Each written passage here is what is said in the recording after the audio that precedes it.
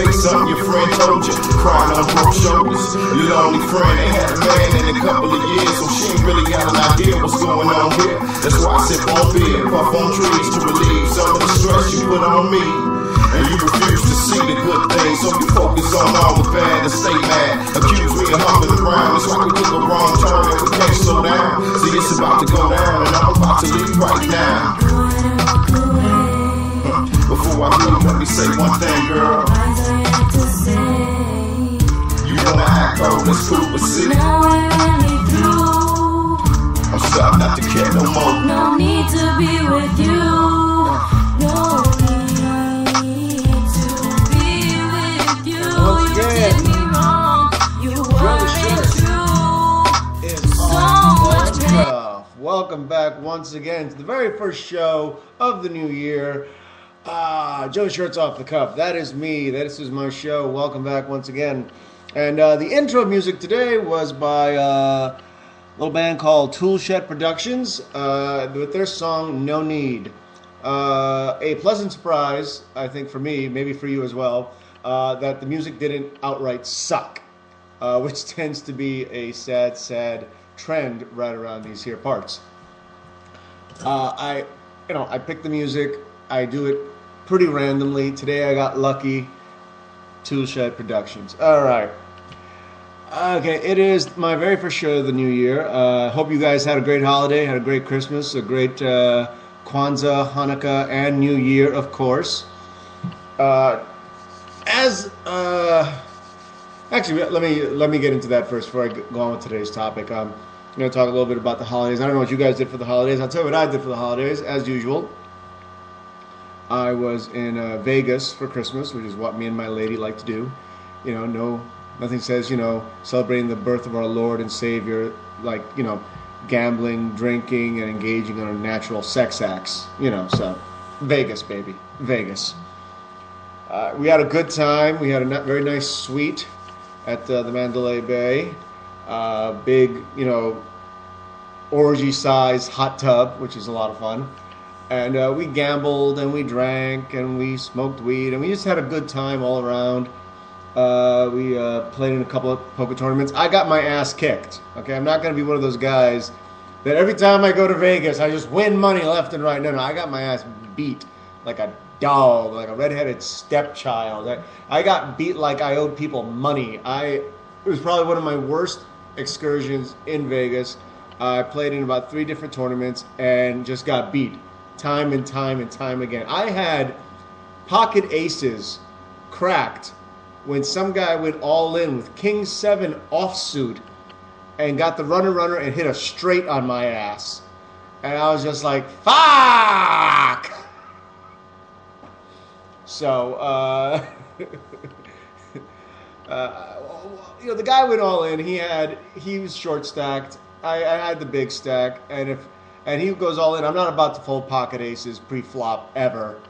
So, I called him, and he was getting up to leave, and I was just like, I don't know where you're going, and sure enough, he did beat me. I was still in the hand. I actually eliminated him a little bit later on, but that hit I took from playing him in that hand pretty much stopped me from winning the rest of the tournament, and that's pretty much what happened to me in Vegas. It's like, tournament after tournament after tournament, I just kept getting slammed in the ass by people playing like the most ridiculous cards and just hitting what they got. Like I had trips beaten. I had pocket aces beaten. I had a full house beaten by a better full house. That doesn't happen too often, okay? But it did. So, anything's possible. I mean, I think I played a good game, but I got my ass beat. I'm not going to bore you here with bad beat stories anymore, that is. But we had a good time. The Russian and I had a very, very lovely time. Like I said, we gambled, we drank, we ate, we enjoyed each other's company. While we were in Mandalay Bay, we did something we'd never done before. We went to their aquarium at the Mandalay Bay. It's called Shark Reef. We have obviously sharks, you'd hope. And it was really cool. It was nice. I mean, you got to see sharks, big-ass fish, things that just look like just come right out of your darkest nightmare, just swimming by you, and jellyfish. And we got to touch a manta ray. We got to pet a manta ray, which is our stingray, I think it was, and it was really cool. It felt like jelly. That's what it felt like. You touch a stingray on top, it feels like jelly. And that was a lot of fun, but it was also about $10 overpriced. It was $18. $18 to go into this aquarium each. And we went in, we were like, we were like putting on, we enjoyed it, we were putting our best foot forward, like trying to have a positive attitude, and it was a lot of fun, but we got through the whole thing in about 40 minutes. I'm like, where the fuck did my $18 go? It would have been great it's great if you have kids, because, a kid will watch a shark or a fish or an eel or whatever the fuck swim by for hours, It's like you put a kid in front of a fish tank, every kid becomes a fucking retard. They're just like, It was fun. Like I said, overpriced by a good $10, but I'm glad we went. They gave us something different to do while we were in Vegas. And that was a lot of fun. Our New Year's Eve was actually rather tame this year. We didn't hit any parties. We didn't hit any of the bars, which we've been known to do. This year, we stayed in. We did a very Russian New Year's, which was, I don't know if you ever celebrate New Year's with Russians. It's a very different type of thing. They don't do shit until like 11 o'clock at night. Because what the Russians do, they celebrate a completely different way. Americans, 8 o'clock hits, we're out, man. We're out. We're at the party. We're at the club. We're at the bar. We're drinking. We're getting it going, right? Russians, they don't do shit. I mean, they'll like sometime in the afternoon they'll take a nap. They'll rest themselves up, and then they'll like get dressed, and most Russians that I know of will go to like a Russian deli and pick out all this food for the night's celebration. I mean, I'm talking a gang of food. I'm talking like the Russian and I went to the Russian deli in our neighborhood, one of them, Royal Gourmet, I think it's called, and we spent like $200 on food for 2 people. And the fucking Bolshevik bitch behind the counter is like, "Are you sure? Is that all? Is that all? Are you sure? You don't want more? You don't want more?" And my girlfriend's like talking to them Russian. "No, it's just the 2 of us. We're not. There's nobody else coming. It's just the 2 of us." Like, "Are you sure? Are you sure? You want more? You want more?" Very pushy people.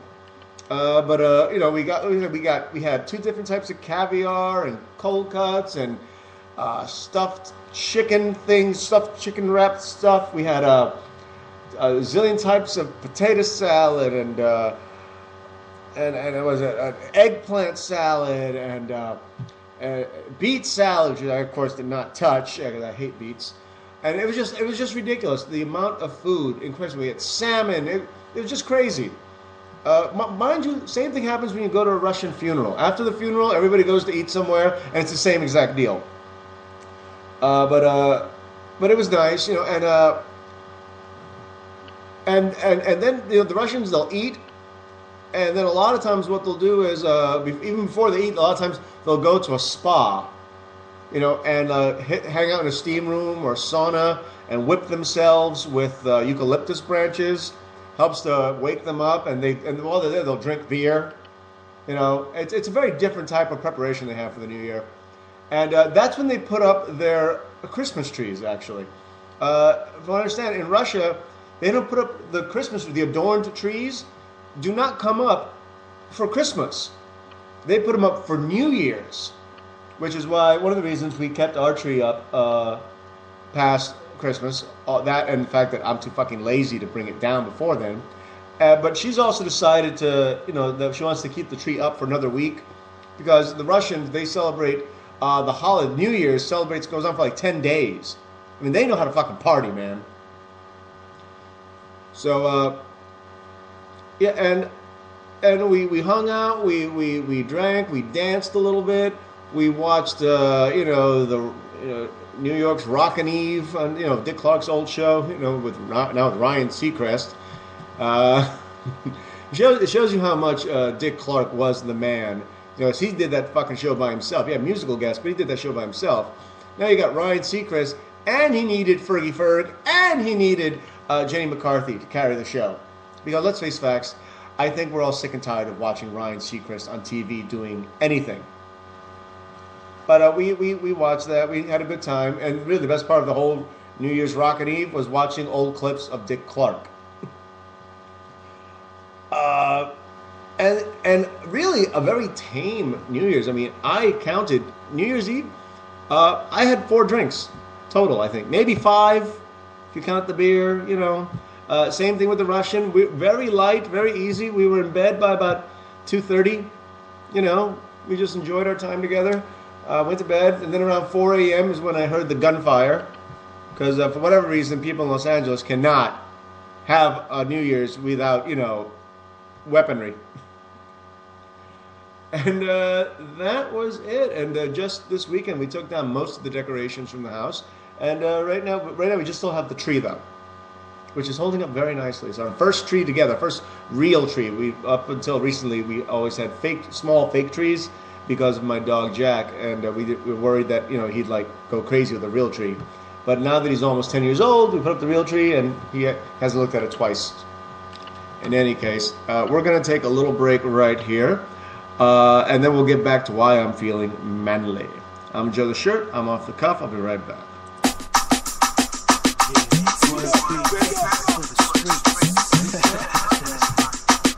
It's King Slick Beats.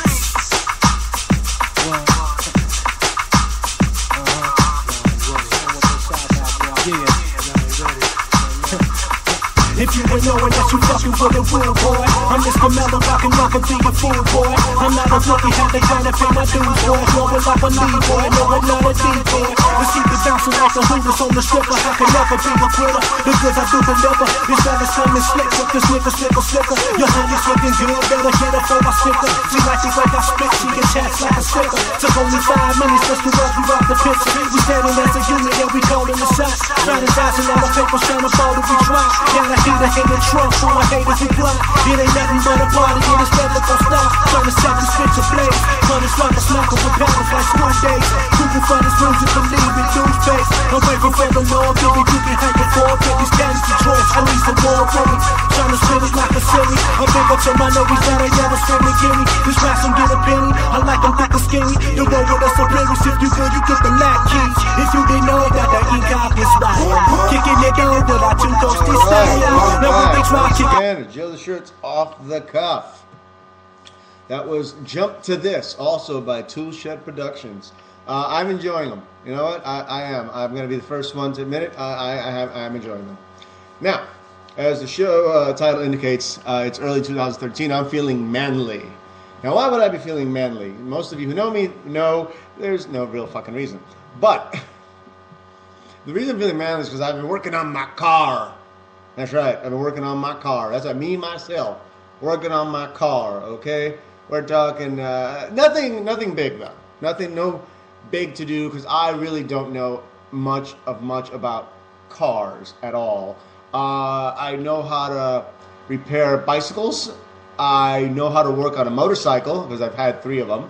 But cars, I'm not really that well versed on. So, you know, typically, you know, I'm the guy that, you know, I call the guy. Or I take the car to the guy, so he'll take care of it, you know. But, you know, I'm trying to save a little money.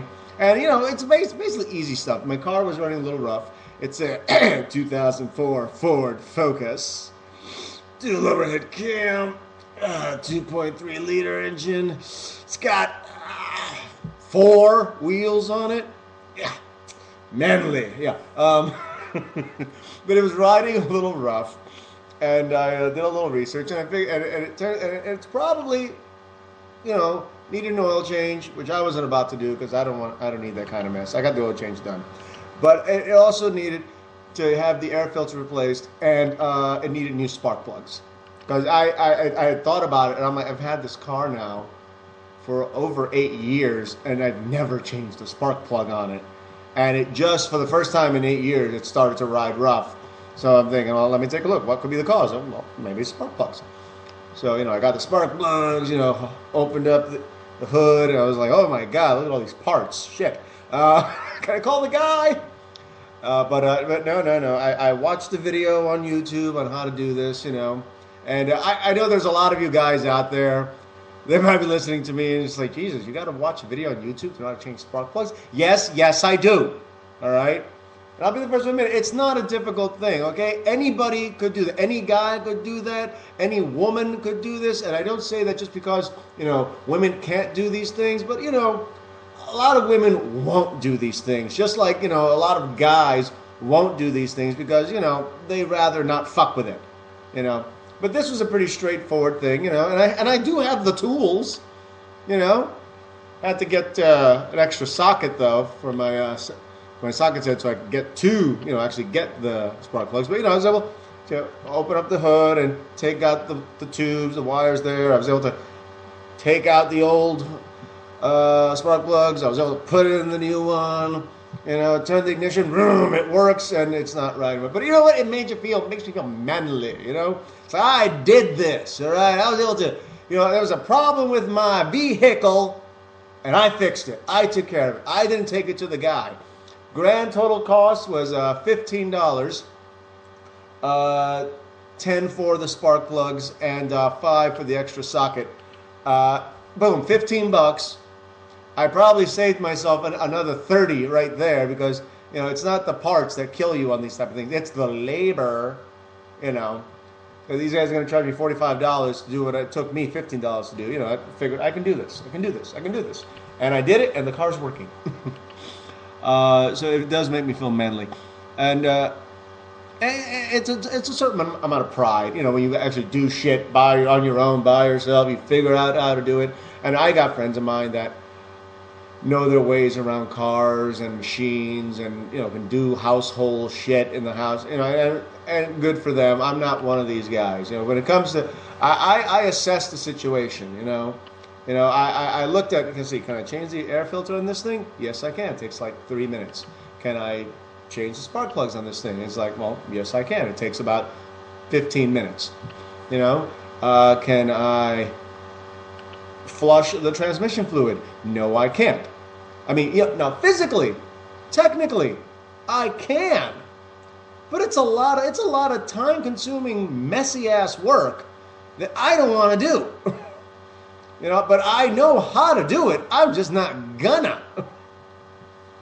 That's where I draw the line right there. It's like, when I know the job's going to take me more than, say, I don't know, an hour, I take it to the guy. I've been doing more household repairs and shit around the house. I had to repair my girlfriend's towel bar in her bathroom. I had to replace the levers on both of our toilets because they were leaky. I had to replace the shower heads in our bathroom. Again, none of this is difficult. None of it's hard. You don't have to be a master plumber, obviously, but you do get a certain sense of satisfaction when you do these things. And the fact of the matter is, women appreciate when you can do these things. They like that.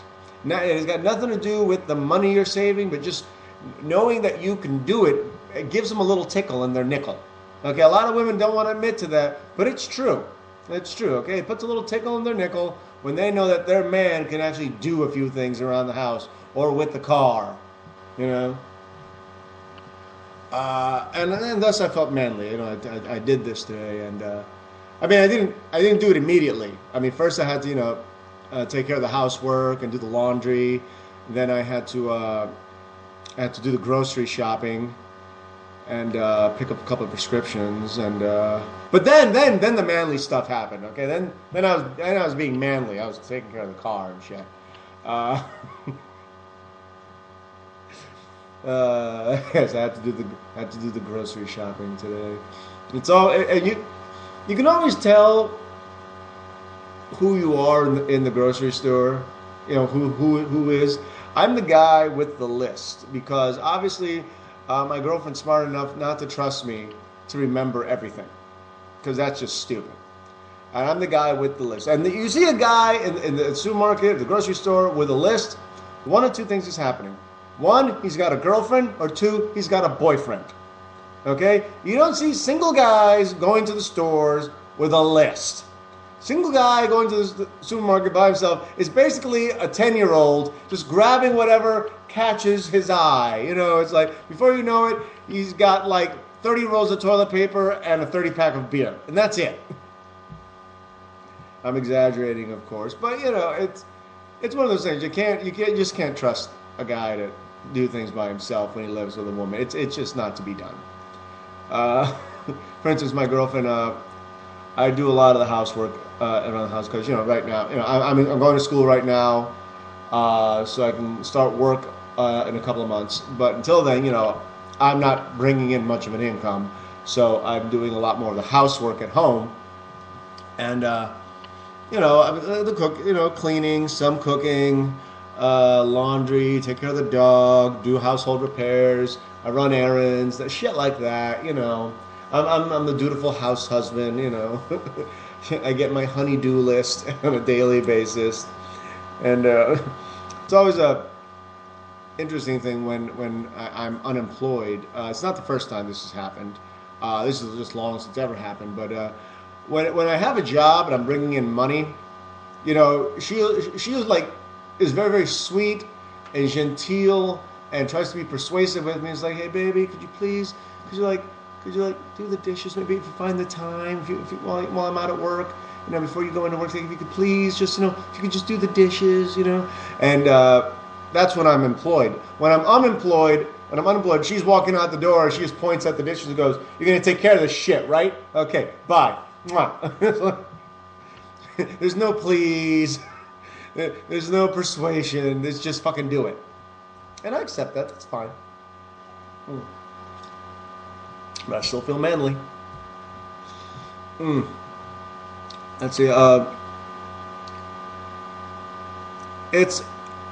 also not one of those guys that's put off by women that know how to do shit that I don't know how to do. Okay, I'll be the first one to tell you. There's lots of shit I don't know how to do that I count on. I'm happy to count on a woman to do it if she knows better than I do. Happy to do it. You know. Normally speaking, when we take long trips, my girlfriend likes to drive. She likes to drive to Vegas. That's her thing. She loves to do it. It's a good time. It's like, I like to drive. I enjoy a drive, but she likes it more. I'm more happy, say, reading the newspaper or playing with our tablet. You know, it's like, if she wants to drive, well, fucking go ahead, bitch, drive. You know, she's also much better at computers than I am. If something's wrong with my computer, I can't figure out what's going on, I'm like, baby, you come here. I don't know how to get into this, and then she just like gets on my computer, my personal computer, and she's like, there you go, baby. Okay, I'm like, thank you. It's very sweet. You know, If you know how to do it, I don't care if you're male or female. Go ahead. If you know how to do it better than I do, great. You know, I don't care. I'm happy to ask for directions. You know, you know, me driving the car somewhere, I get lost. Happy to ask for directions. I'm happy to go to her and say, "Do you know where the fuck it is I'm going?" I apply the same rules to having sex. It's like, can you tell me what the fuck I'm supposed to do here? If you can help me out, give me a hint, something, anything. I'm happy to do it.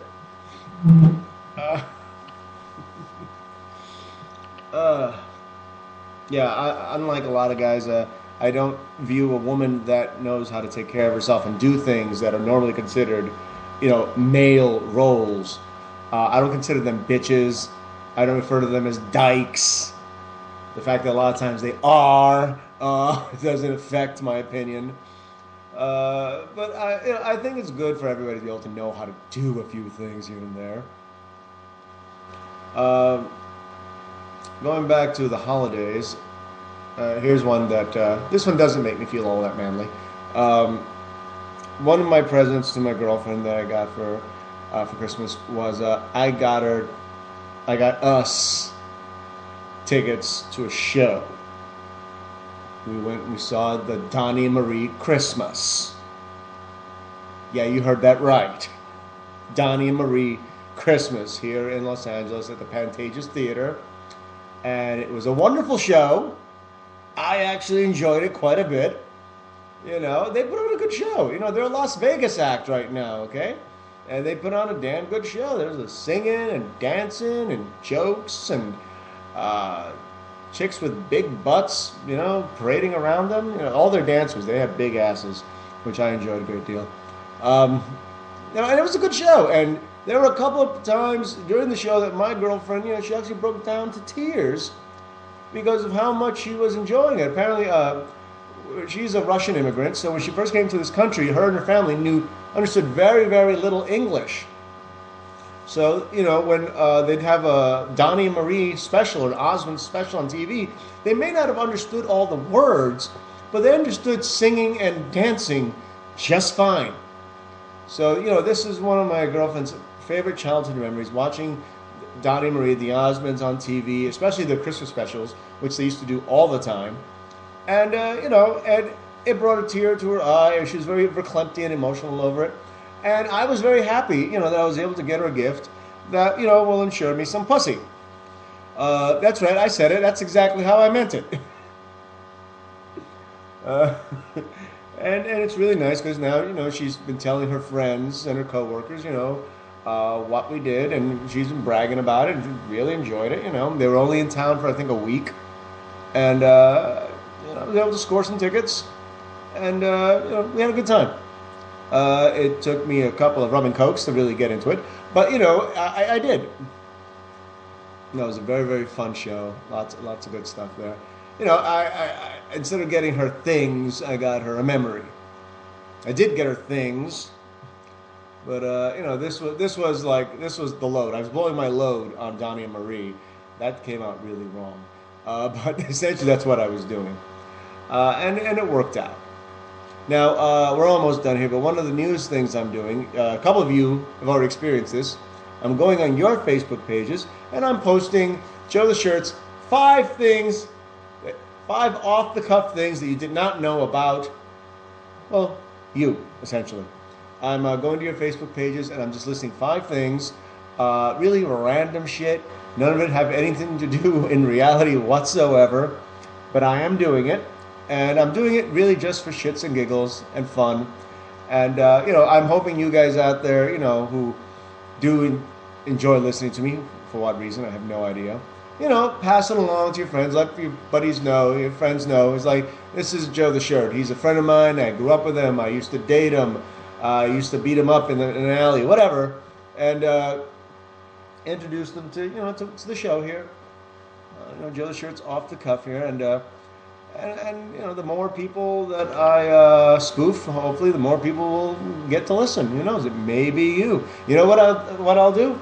I'm going to take... I think I'll do this tomorrow. Tomorrow, or the next time I do my show. I can't promise tomorrow. The next time I do my show, I'm going to do a couple of the lists I've already done and put them on the air.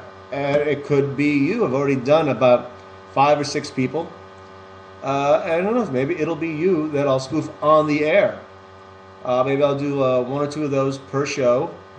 And just shits and giggles. Just a little segment, you know, show you what little listening audience I have. My appreciation for you guys, because you do give me a forum to speak my mind.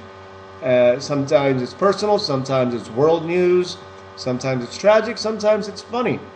And, you know, I need to be able to talk about these things with somebody other than my girlfriend, who I love dearly, but, you know, she's heard it all before. I'm gonna beat her brain to death if it's just her and I. So, thank you for listening. I'm Joe the Shirt. I'm off the cuff, and maybe I'll be off the cuff on you. You guys take care.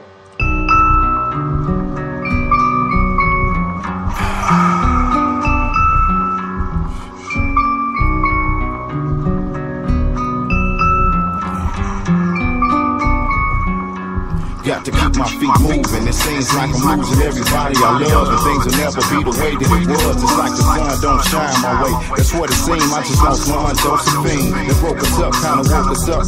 Tomorrow really ain't promised. I'm being honest. It seems like the end is upon us. Drama, pain, hate, all in together now. Been stuck in the rain. It seems like forever now.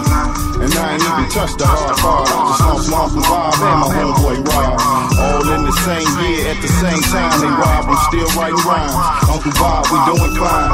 You know it's hard to let go. Had to learn to live with it, so we did that slow. Keep my faith in God, try not to question His will. A hell of a lesson to learn, and it's pressing me still. I'm sick of going to funerals of family and friends. I know it was bound to happen again. Sort of grin like my mood. I wish it didn't have to be a technicality of reality. Sad to see your tragedy. I keep it going, but my problems is growing. Get it together, and I met a win. Nothing but tragedy, tragedy. I keep it going, but my problems is growing. Get it together, and I met a win. Nothing but tragedy, tragedy. By the way, this is Tragedy by Bullshit Productions. Tragedy. My grip gone, it's that nice that I tipped on. Then wishbone, plus I slipped home, flipped the coin. Pick one, call her out route and wouldn't long. I need a T.O. shit, none broad, I need a hero. Shoulder by angel, I can make it through this evil. My people, they need me. Auntie Joan, Devin, BB, they know how I do. They want me happy when they see me. And Chief don't need me. Cut my vein, tried to bleed me. I'm drained and strained, feeling pain, it ain't easy. It's ill, believe me. Junebug got it greasy. He told me to rap till he see me on TV. My boy, push